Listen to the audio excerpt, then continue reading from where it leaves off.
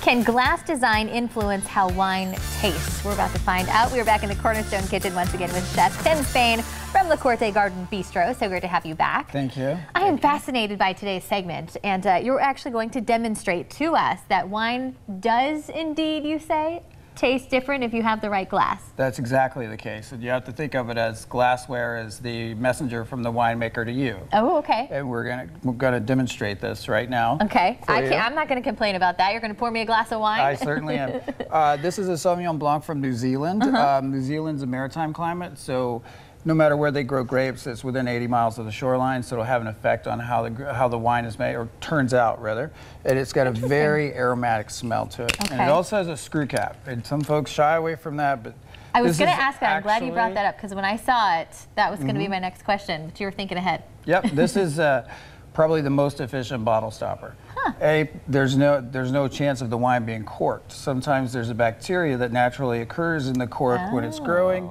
It comes in contact with the sulfur dioxides that are put in wine to allow it to have a shelf life, and it can make the wine taste off. Okay. That won't happen with this. Okay. I wonder if that's what maybe happened with my last glass, because we bought corked wine. It's, I don't know, years ago. So, you know, you think aged wine is better, but it tasted off whenever we popped the cork on it. So are you saying that could possibly be the culprit? Absolutely. If you can imagine what it would describe to me as what a fence post might smell like after it's been rained on for about 30 years.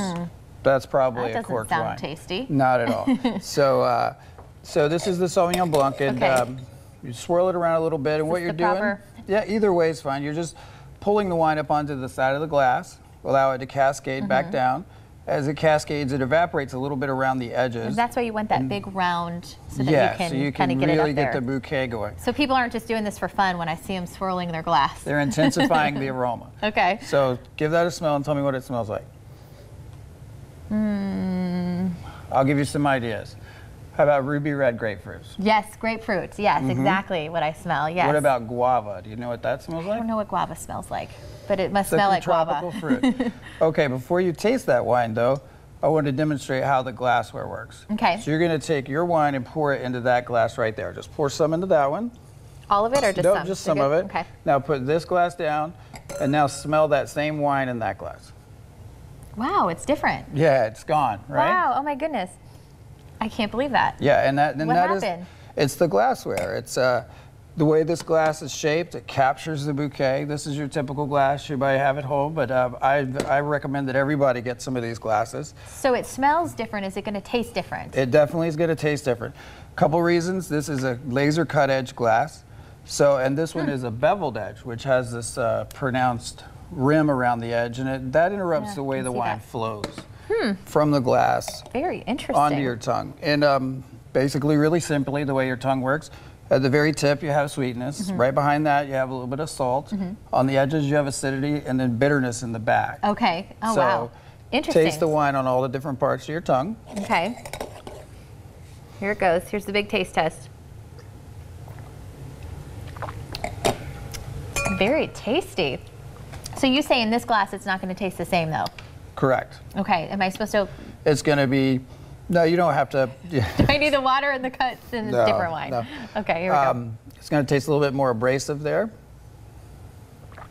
Yes, absolutely. That's fascinating. The bouquet's not there. Wow, that is just crazy. I had no idea that. It's got a lot to do with that edge of the glass, and then also the fact that the glass is shaped this way.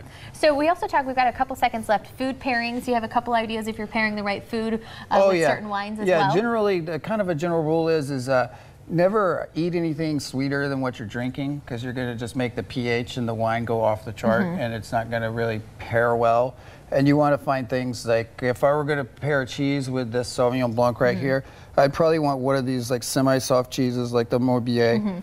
Or something like that, and maybe have a little bit of golden beet with it too, to kind of have some contrasting flavors and really brighten up the fruit. Okay, well, I learned a lot today, Chef. Thank you so much. And then if someone wants to learn more, maybe come in for their own wine tasting. You guys have a selection there at La Corte Garden Bistro, right? We certainly do, and we're going to start doing the chef's table on Sundays, or it's a prefix menu. It's multiple courses. Each course is paired with a wine. Ooh, the chef's table. I like it. Yeah, we're going to work hard to pair wines with the food that we're offering on Sundays and offer this to the public, and we want everybody to come on down. I love it. And then if someone wants to maybe step into the restaurant and check out your menu, where are you guys located? At 1520 Lafayette Street.